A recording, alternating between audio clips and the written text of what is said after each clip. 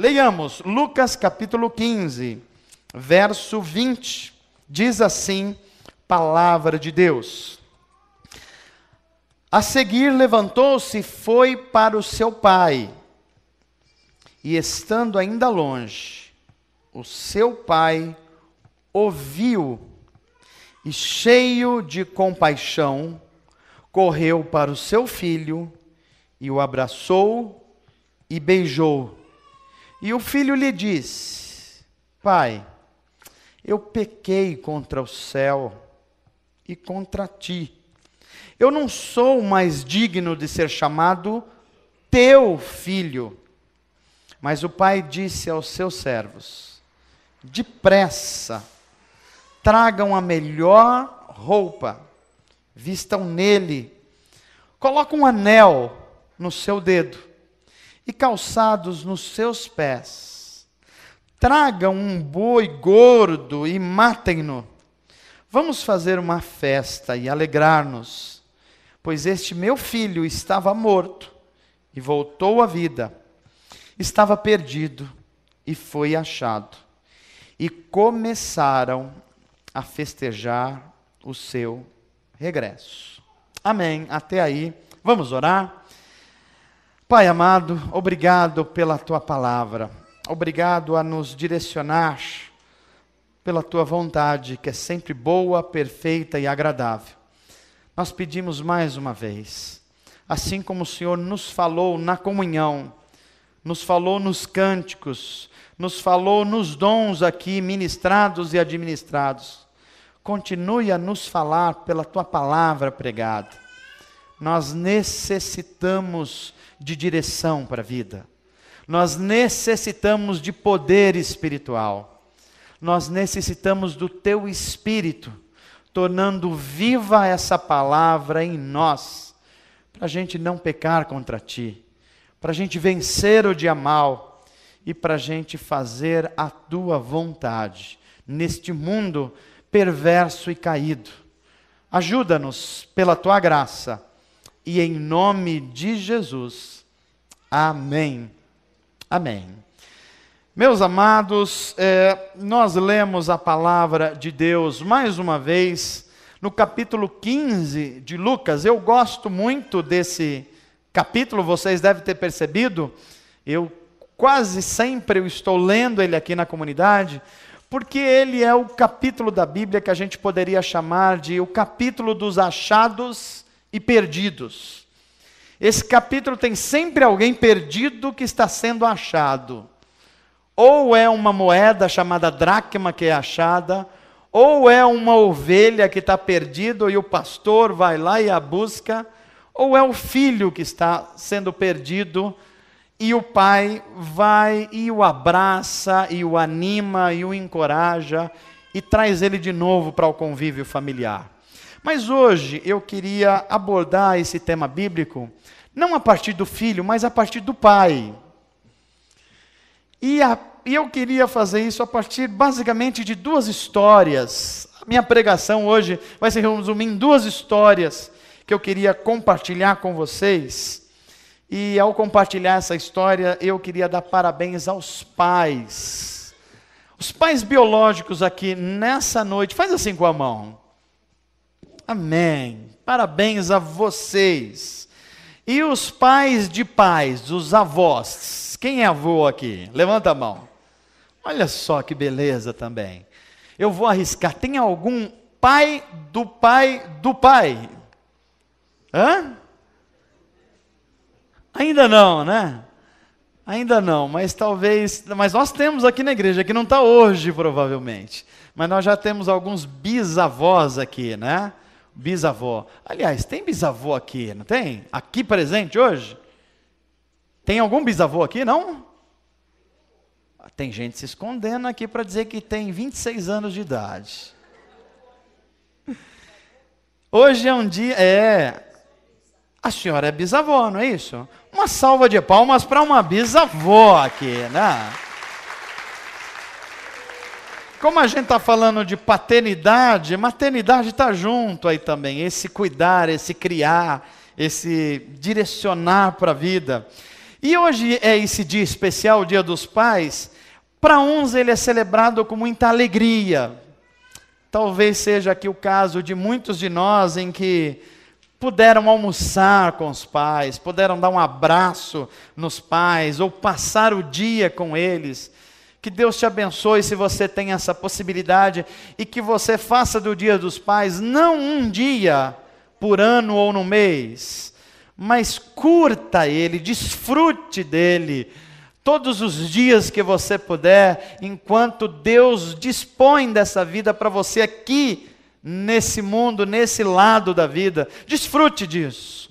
Mas eu sei que eu também estou falando a pessoas aqui que pode ter discutido com o pai, ou que pode estar longe fisicamente ou geograficamente do pai. O pai está lá em outra cidade e você está aqui. E a você eu gostaria de, com você, fazer uma reflexão do valor que é ter um pai ou ser um pai. E talvez eu esteja falando a um terceiro grupo aqui, que é aqueles que, embora não tenham a presença física dos pais biológicos, alguns de vocês pode ser que muito cedo já foram separados do pai de alguma forma, outros que talvez nem conheceram o pai.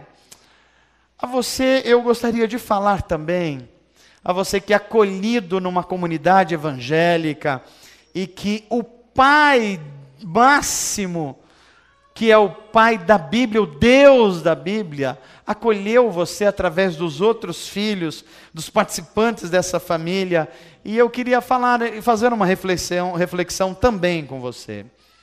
Por que estou dizendo isso? Porque toda noção que nós temos da importância de ter um pai ou de ser um pai, vem da Bíblia.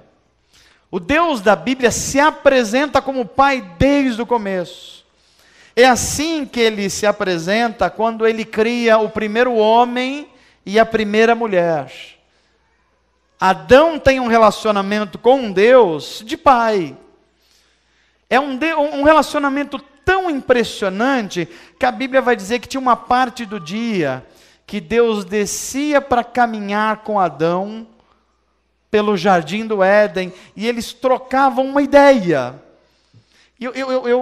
Vai chegar um momento que eu tenho algumas perguntas, por exemplo, para Paulo para fazer, mas eu tenho perguntas para Adão para fazer também. Adão, o que você conversava com Deus lá no Éden, naquelas tardes? O que você falava com Deus? Você dava um relatório do seu dia? Como que era isso? Esse relacionamento, ele vai se desenvolvendo com Adão, e Deus faz o próprio Adão experimentar a paternidade. Adão tem 2 filhos. Só que esses filhos, eles têm hábitos diferentes. Um é Abel. Abel é pastor de ovelhas. Abel é cuidadoso com os animais, com a natureza. Já Caim, ele gosta mais da agricultura, ele gosta mais das frutas. Em um dado momento, os 2 não conseguem conviver juntos, e no coração de Caim nasce um ódio pelo seu irmão, e a Bíblia vai apresentar a primeira dor de um pai. A dor de um pai que vê o próprio filho dar cabo da vida do outro filho. É a prefiguração do que Deus sentiria em Jesus, ele vai construindo na história. E Deus vê a dor de Adão, que perde não só um filho, mas perde os 2. Porque se ele não tem mais Abel porque morreu, também não tem mais perto dele Caim, porque Caim sai errante pelo mundo. Um pai que tinha 2 filhos perto, daqui a pouco não tem mais nenhum dos filhos perto. E aí Deus age com misericórdia e dá mais um filho para Adão. E há quem diga que Adão não sabia contar, porque no terceiro filho ele dá o nome de 7, não de 3. E é da linhagem desses 7 que Deus suscita um novo tipo de ser humano, de família. E é da linhagem desses 7 que vem Noé, por exemplo. E Noé tem mais 3 filhos, Cã, Sem e Jafé. A paternidade vai sendo construída na Bíblia. Deus vai colocando no coração desses homens o próprio sentimento do que é ser pai. Porque é assim que Deus se apresenta na Bíblia. E a partir da descendência de Noé, a terra também vai ficando violenta, e a gente tem o episódio na Bíblia da Torre de Babel, onde Deus confunde as línguas, e na verdade espalha o ser humano pela terra, para que muitos outros pais viessem, pais de nações, de culturas diferentes. Até que em Gênesis 12 a Bíblia vai apresentar um homem, que em tese vai como que substituir o papel de Deus como um pai. Gênesis 12 nos mostra um homem chamado Abraão. E Deus promete a esse homem ser pai de 3 coisas. Pai de uma terra, a terra de Canaã. Pai de uma nação, a nação de Israel. E pai de filhos, filhos biológicos. Deus faz essa promessa em Abraão, e Abraão tem um filho chamado Isaac. E Isaac tem um filho chamado Jacó. E Jacó tem 12 filhos, que formaram as 12 tribos de Israel. Mas na história desses 3 pais, Deus se revela de forma impressionante. Primeiro, fazendo com que Abraão passe por um episódio que pai nenhum gostaria de passar. Depois de Deus prometer um filho a Abraão, o filho da promessa, o filho em que se cumpriria a promessa de Deus de uma nação e se estabelecendo a nação de Israel, Deus pede o seu filho em sacrifício.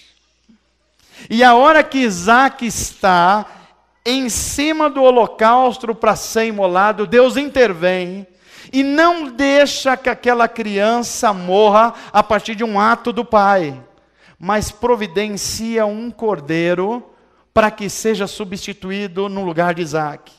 Deus poupa Abraão de ver o próprio filho morto por ele mesmo.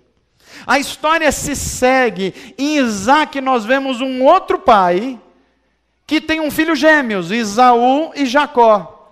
E os dois já nascem se encrencando, brigando. Você que é pai sabe do que eu estou falando. Um nasce agarrado no calcanhar do outro, e um quer nascer na frente do outro. Desde a barriga da mãe, a coisa já vinha complicada.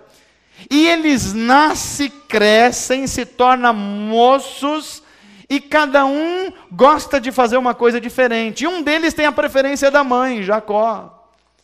Filhos que têm a preferência da mãe é coisa certa para dar confusão em casa, não é não? A Bíblia está contando essa história, olha, há muito tempo atrás. E aí tem uma confusão. Jacó ludibria o irmão, mas Jacó ainda teme a Deus. Deus se encontra com ele no deserto, muda o nome dele, muda o caráter dele, muda tudo em Jacó.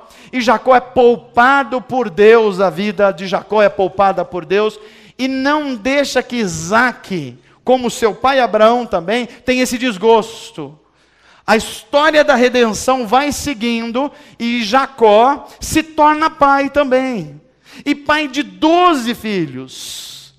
Entre esses 12 tem um moço chamado José, que é um rapaz sonhador, que é um rapaz que é bom de negócios.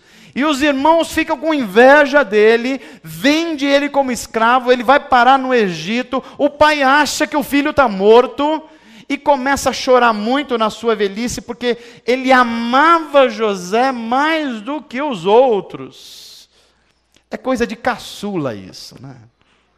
Caçula tem um negócio com pai e mãe que é... Eu já contei a vocês que eu particularmente já escapei de surras enormes, porque era caçula. Está aqui minha irmã Thalita que sabe disso.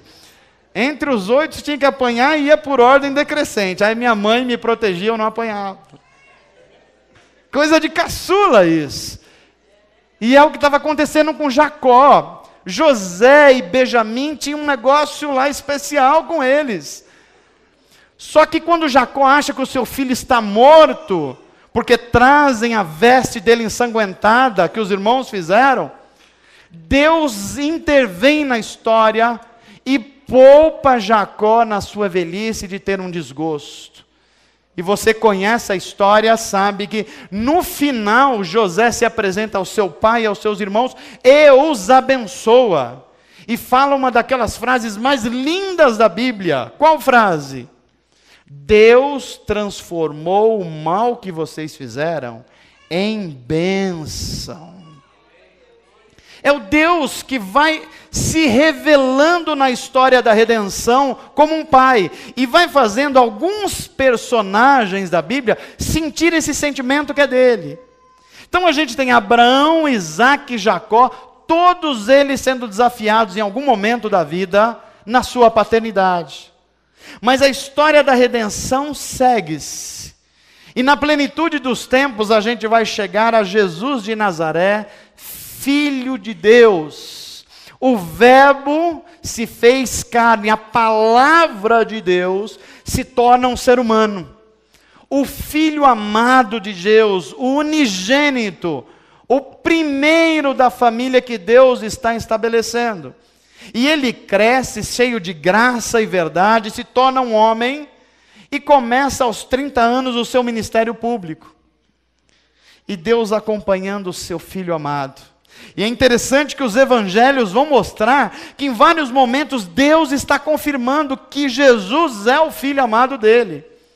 Na hora do batismo, João Batista vê Jesus e fala assim: é desse homem que eu estava falando, ele é o Cordeiro de Deus, podem segui-lo, ele é o Messias. E quando Jesus chega para se batizar, João Batista falou: não, eu não posso batizar você. E Jesus fala assim: não, João, pode me batizar para que se cumpra toda a justiça do meu Pai.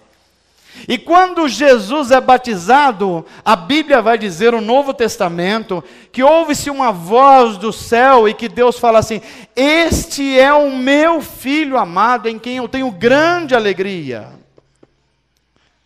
A gente vai ver esse episódio se dando sequência na Bíblia, e Deus sempre confirmando que Jesus é o Filho amado e que o sentimento de pai está lá arraigado dentro do próprio Deus.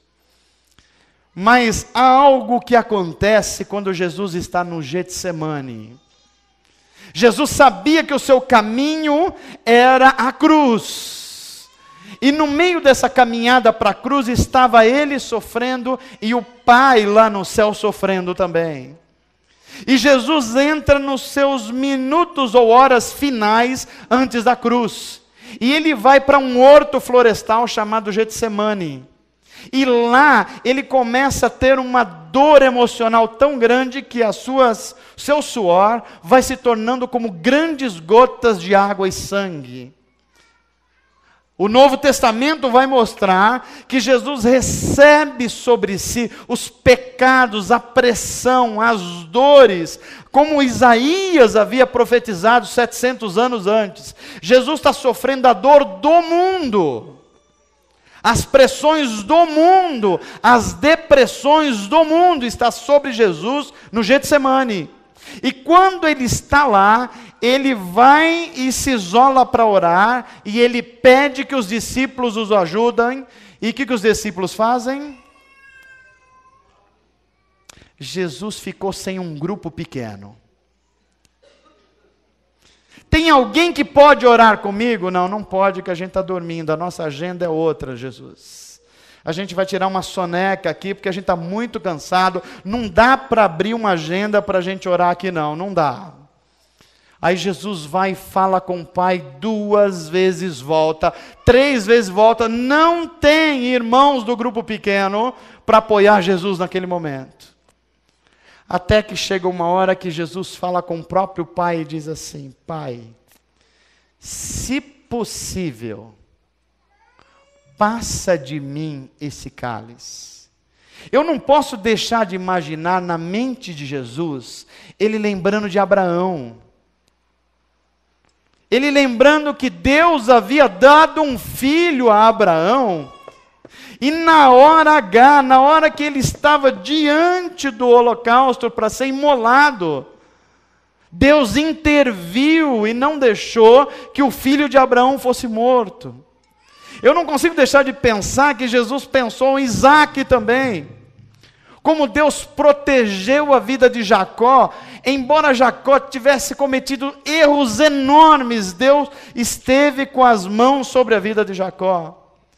Eu não posso deixar de lembrar que talvez passou pela mente de Jesus, lá no Getsemane, que José havia sido vendido como escravo, foi dado como morto, mas Deus interviu para que um coração de um pai não fosse dilacerado. Mas agora está Jesus, a algumas horas da cruz, diante do seu próprio pai, falando com ele: se possível, intervenha. Se possível, será que não tem um cordeiro que vai entrar no lugar do Isaque? Será que não vai haver uma intervenção sobrenatural? Mas esse mesmo filho que pede ao pai, se possível faça a sua vontade, ele continua orando assim: todavia seja feita a tua vontade. Tenta imaginar se fosse o seu filho isso. O seu filho no limite de uma situação de morte, olhasse para você e você pudesse fazer alguma coisa. Você pudesse intervir, e Deus podia intervir. E o filho olhar para você e falar assim: olha, se possível, pai, faz alguma coisa. E quando o seu coração está dilacerado, você olha para o filho e vê o filho falar assim: pai, mas se é para uma boa causa, eu estou aqui para cumprir a minha missão de vida. Tem outros filhos que o Senhor precisa salvar. E a minha morte vai ser a senha, a entrada para os outros filhos que precisam do Senhor, que precisam de um pai. E eu não consigo deixar de lembrar aquilo que João, o evangelista, escreve no seu evangelho. Quando Jesus faz as suas últimas orações, ele fala assim: pai, eu peço que você os guarde, os discípulos que estão andando comigo, mas não só estes, eu oro por aqueles que vão me conhecer e através de me conhecer, se tornarão teus filhos também. Sabe de quem Jesus estava falando? Exatamente de você e de mim que estamos aqui. No momento máximo da dor e da perda e de enfrentamento da morte, Jesus se lembrou de mim. Jesus se lembrou de você. E foi por nós que Ele orou naquele momento, por aqueles que conheceriam a Ele nos tempos vindouros. E o que é poderoso nas Escrituras é que o Deus que livrou do dilaceramento o coração do pai Abraão, não livra a si mesmo. O Deus que interveio na vida dos filhos de Isaque, não fez isso com o próprio filho.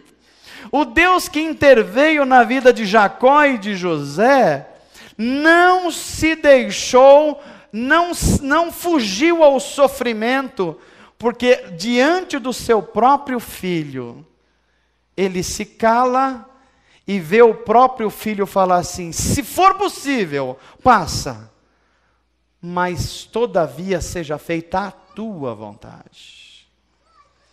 A paternidade na Bíblia tem esse poder de ter a consciência de que às vezes é preciso um sacrifício para que outros filhos sejam alcançados. Foi o que Deus fez conosco. Por que é que Jesus morreu na cruz? A gente vai encontrar uma série de justificativas bíblicas, mas a principal delas é porque Deus permitiu que o seu próprio filho morresse na cruz. E por que é que Ele permitiu? Porque Ele tinha muitos outros filhos para salvar, inclusive esses filhos que estão aqui nessa noite hoje. Diga para quem está perto de você assim: você custou a vida do Filho de Deus, para que você se tornasse também um filho de Deus. Esse é o Pai de todos os pais, o Deus da Bíblia. Amém, gente?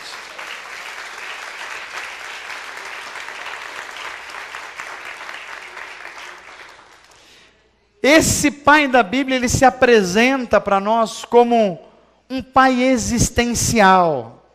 É aquele que nos ensina como viver, porque ele mesmo passou por essas dificuldades. É aquele que não só conhece a vida, mas ele é a própria vida. E aí vem uma coisa interessante: Deus me ama tanto e ama você tanto, que Ele nos dá liberdade para viver. Porque o amor só pode conviver com a liberdade. E é muito impressionante a gente pensar em Deus assim. Deus nos ama tanto que nos dá liberdade para tomar decisões. Porque se você ama alguém e esse alguém não tem liberdade, então você não ama. Você está obrigando alguém a fazer alguma coisa. Mas Deus não. Ele nos ama e nos dá liberdade para agir. O filho pródigo mostra isso. Filho, eu te amo, eu não quero que você vá para fora de casa. Mas se você quiser ir mesmo, você tem a liberdade para ir. Pai, se eu estiver lá no chiqueiro, o senhor vai me buscar? Não, filho. Você tem que decidir voltar. Mas se você decidir voltar, eu vou estar lá no portão de braços abertos para te abraçar de novo. Esse é o Deus da Bíblia. É assim que Deus se revela para nós. Até quando os seus filhos tomam decisões equivocadas, Deus revela o seu poder e o seu amor ainda de forma mais intensas por nós. Você já tomou decisão equivocada na sua vida? Já? Ou só fui eu que tomei aqui? Quem já tomou uma decisão equivocada, levanta a mão aqui, deixa eu ver. Bem, estamos todos no mesmo barco aqui, né? Quero dizer para você que nesse momento, o amor de Deus se tornou ainda mais forte na sua vida. Ele te ama tanto, que Ele é capaz do amor dele se revelar ainda mais forte, justamente quando nós mais precisamos. Quando é que um filho precisa mais do pai? É quando está tudo certo, ou quando a vida dele está complicadíssima? Porque quando a vida está complicada, o amigo sai fora, não é verdade? O outro que estava junto, dá linha para o pipa, quem é que vai dar suporte? O pai.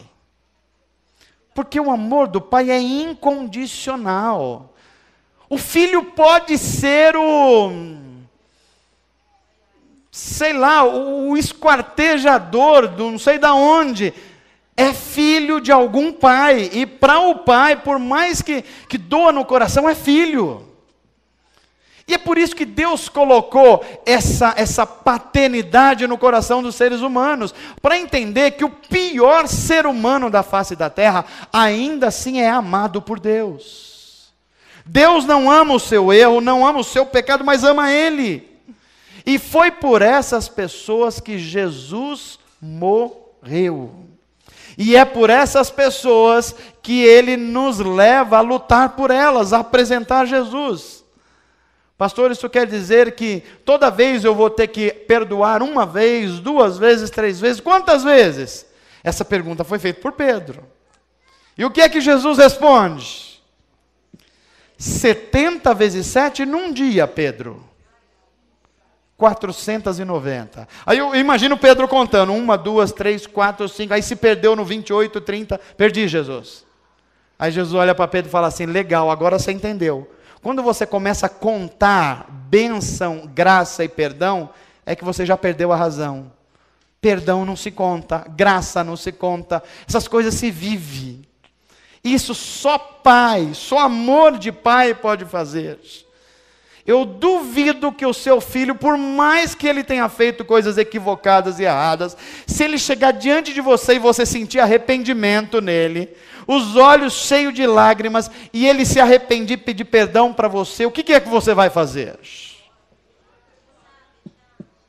Você vai ouvir dos outros, esse cara te enganou, ele não merece o que você está fazendo. Você vai falar, ele vai te enganar de novo, mas você é pai. E pai ama, e ama incondicionalmente. É esse Deus da Bíblia que ensina como é que Ele se relaciona comigo e com você. Às vezes nós somos o filho pródigo. que precisa de alguém abraçando novamente. E às vezes nós somos o irmão mais velho do filho pródigo, que a gente fica resmungando dentro de casa. A gente vê um filho pródigo que é acolhido pelo pai, e a gente fala assim: puxa, eu estou aqui dentro da igreja o tempo todo, pastor. 15 anos que eu venho aqui na atividade X. Agora chega essa pessoa, uma semana, todo mundo já abraça ela, já deu cuidado especial para ela. É o segundo filho. E o pai ama quem? Ama os dois. Ama o que está chegando, que está todo estrupiado, e ama o resmungão que está dentro de casa também.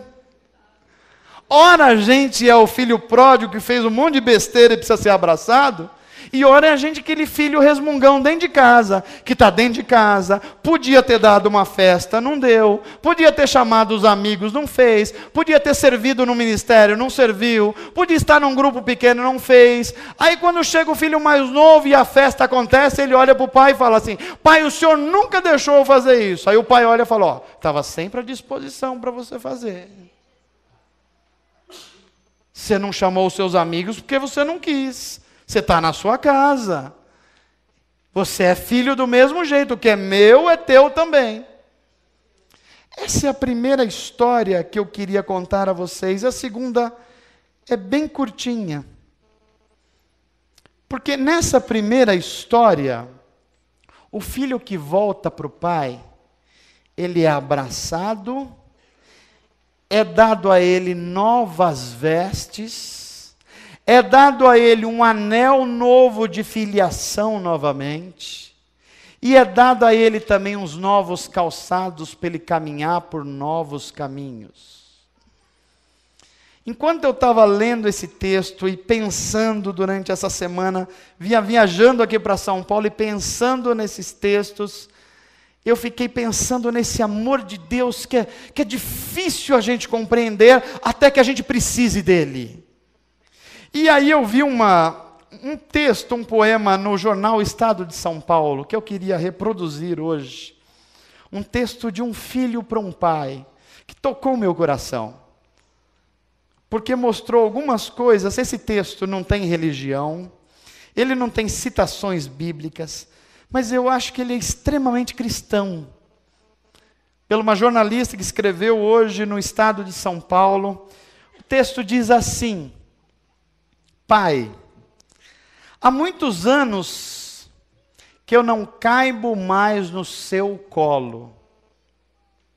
Hoje o meu peso já é demais para você me carregar nos seus ombros. E os meus anos já não permitem certos mimos de antigamente. Mas eu me flagro às vezes desejando que você ainda pudesse administrar a minha vida, escolhendo os meus caminhos mais seguros para eu caminhar. Caminhada essa livre de todo medo, por saber que você, pai, me observava a cada passo, tentando impedir os meus tombos e os meus tropeços. Os anos passaram, e a vida não perdoa atrasos. A cada dia, por mais que nenhum de nós tivesse pedido, menos controle você passou a ter sobre a minha vida. Não pôde escolher os meus empregos, como escolhi as minhas escolas. Não pôde vetar aquela última dose de bebida, como vetava o chocolate antes do almoço. Não pôde me ajudar com aquela baliza na vaga pequena do autoescola, como me ajudava com os pedais da bicicleta. Não pôde evitar a queda do meu celular na privada, como evitou vasos quebrados por causa da bola dentro de casa. E tudo aquilo que você fazia, e que um dia me pareceu infernal, como horários estipulados para voltar para casa no sábado à noite, olhares tortos para amigos que não te pareciam boa coisa, reclamações por tempo demais no telefone, controle do dinheiro que eu tentava gastar, hoje, pai, faria todo sentido. Seria tão bom se hoje em dia você pudesse me garantir mais horas de sono, amigos mais confiáveis, uma conta de celular mais barata, ou uma fatura de cartão de crédito um pouco menos imbecil. Mas agora é comigo, Pai. E seria bom voltar ao tempo em que você me parecia imortal. Tempo em que era você quem se preocupava com a minha saúde, e não eu com a sua saúde. Tempo em que você tentava evitar o meu resfriado, ou ficava preocupado com os meus 39 graus de febre. Mas hoje sou eu que cobro os seus exames de sangue, os seus exercícios físicos, e tento te fazer ver que amendoim, álcool e carne vermelha não garante uma velhice boa a ninguém. Pois é, Pai. No fundo, todo mundo já sabia que ia ser assim. Mas às vezes essa síndrome de Peter Pan nos invade e a vontade de ficar debaixo das suas asas é quase irresistível. Mas a vida chama. Então eu me levanto, lavo o rosto e vou trabalhar, porque você me levou no colo, me carregou nos ombros, mas também me ensinou a caminhar com as minhas próprias pernas. E se hoje eu estou na estrada, Pai, trilhando caminhos bonitos, você bem sabe que isso é obra sua. E sabe, Pai, nesse domingo, eu posso te dar um presente. Provavelmente não será grande coisa, não é aquele super carro com o qual você ainda sonha, mas é fruto do meu trabalho, fruto do que só existe por sua causa, pela educação que você me deu, pelas notas das quais você reclamou na escola, pelas festas que você vetou em véspera de prova, e eu vou te olhar durante o almoço ou o jantar. Não com o encantamento que tinha aos 6 anos de idade. Porque aos 6 anos era aquele amor cego das crianças. Já hoje, eu tenho esse olhar cirúrgico. Avalio as suas atitudes. Aponto os seus erros. Reclamo dos seus defeitos. A verdade, Pai, é que eu não te amo como antigamente.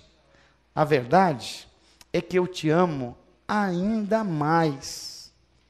Te amo mais porque te vejo de verdade, com tudo de bom e de ruim. Consciente de que você é um ser falho, como todos os outros, mas que, mesmo assim, consegue se manter como meu porto seguro. O meu norte, aquele que me construiu, me guiou e ainda me guia. E me acode nas quedas que não pode evitar. E me ama com todos os meus defeitos. E é quem dá vida a ideia de amor incondicional. O texto termina assim: Pai, hoje você já não é tudo aquilo que foi para mim um dia. Porque agora você é tudo aquilo que é para mim hoje. E hoje é amor dobrado, é amor firme, é amor deliberado desse filho adulto e crítico, com um sentimento cada vez mais consolidado, do seu filho que te ama hoje muito mais do que antes. Feliz Dia dos Pais.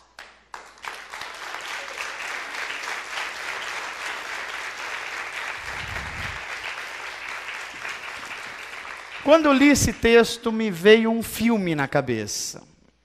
Eu não sei, vocês que convivem com seus pais ainda, e quanto Deus tem se mostrado um pai para você. Mas eu me lembrei que quando estava com meu pai, há uns 30, 40 anos atrás, eu nunca vi o meu pai mentir.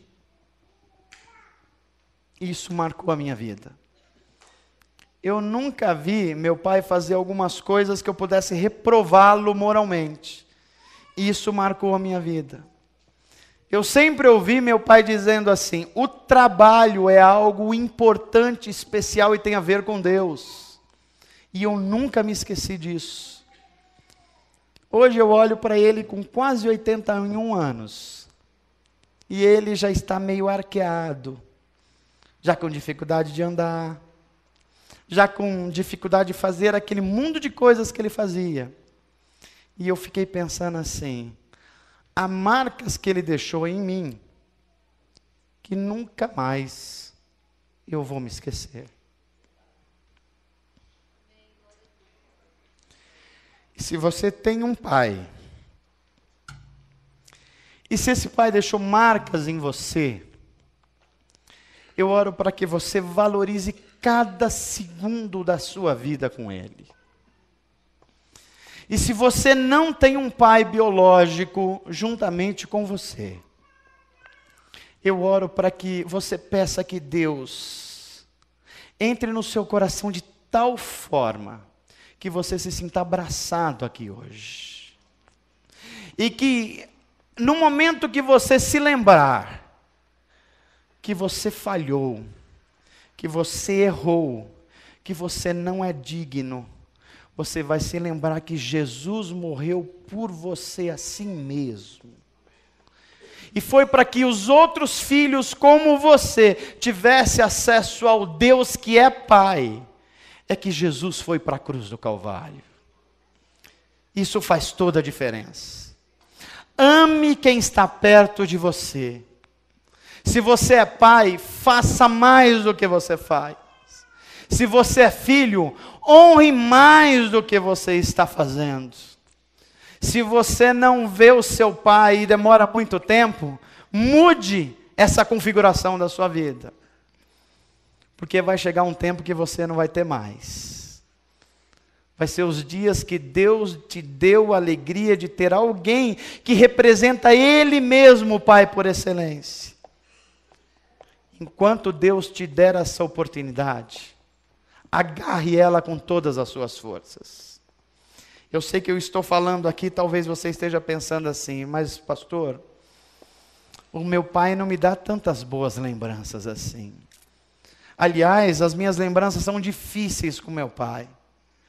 Talvez eu não tenha essa história que você contou aí, que ele marcou e deixou legados.